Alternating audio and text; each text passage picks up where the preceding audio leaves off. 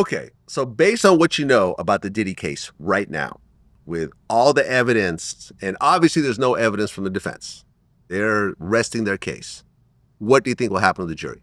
Well, since there's no state crime being involved, which is where all the criminal activity, the assaults on women, the arson, all that occurred, that's state. And this federal crime, this RICO crime, I believe that thus far all they've proven, and they've rested their case. I think they only proved the Mann Act, and that is flying interstate transportation for prostitutes. Perhaps drug use, drug possession, based on all the witnesses that have said they brought drugs from across state lines. If the deliverer of the drugs, in which I think there's an admission that the drugs were brought from cross state lines, then it becomes federal. And in that case, possession, in my opinion, not distribution. Well, I don't think that's actually a charge. The charges are the RICO, and then sex trafficking and prostitution.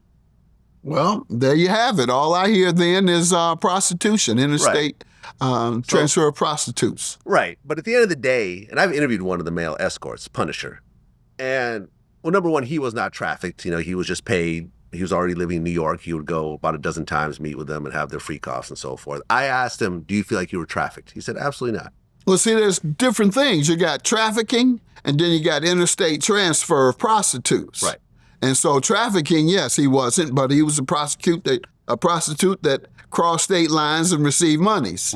And that's what I think he will be found guilty of. That's perhaps the only federal crime I think he should be found guilty of, but it's because it certainly doesn't amount to RICO. The things that they've attempted to prove, they did not prove enough to connect it to a RICO case, a continuing criminal enterprise.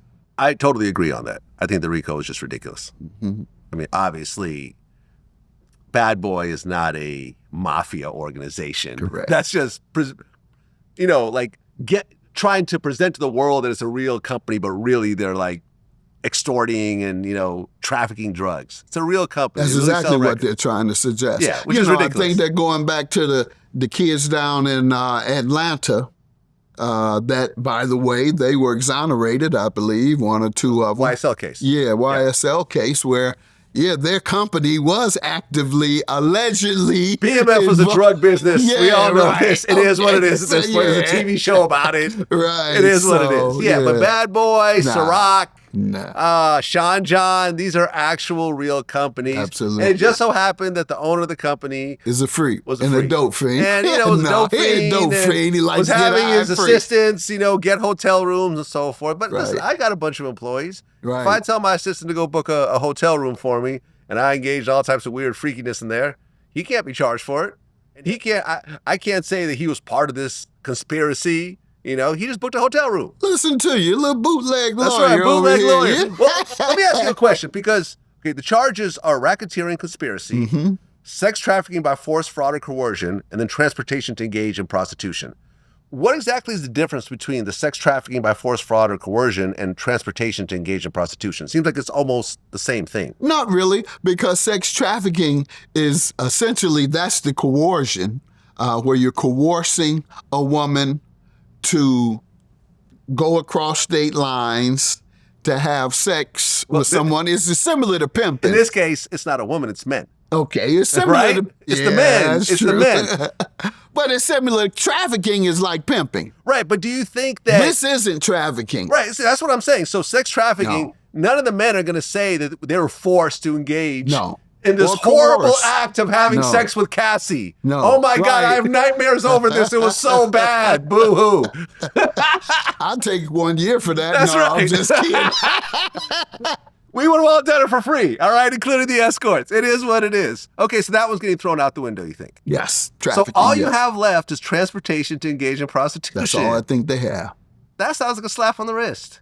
Well, it won't be, because unfortunately, judges are people too, and he's going to try and compensate for the other things that they've seen, for the state crimes that he's seen. His mindset is going to be, I'm not letting him get away with the minimum. I'm giving him the maximum that'll compensate for the things I can't do The things that he didn't, the things that the prosecutor didn't prove, but I think happened. The things that happened in state court, but the statute of limitations expired, so I can't prosecute him. So, he says 1 to 10 years. I think I'm gonna give him 10. Woo! I hope not. For that small of for that violation. You know, I'm not suggesting that they should overcompensate for the state crime that they failed to prosecute because of the statute of limitation. I think they should be judged based on what he did then. And that is the interstate transportation of prostitutes, the violation of the Mann Act. Right. So he flew in a couple of male escorts to have sex with a woman. He paid them.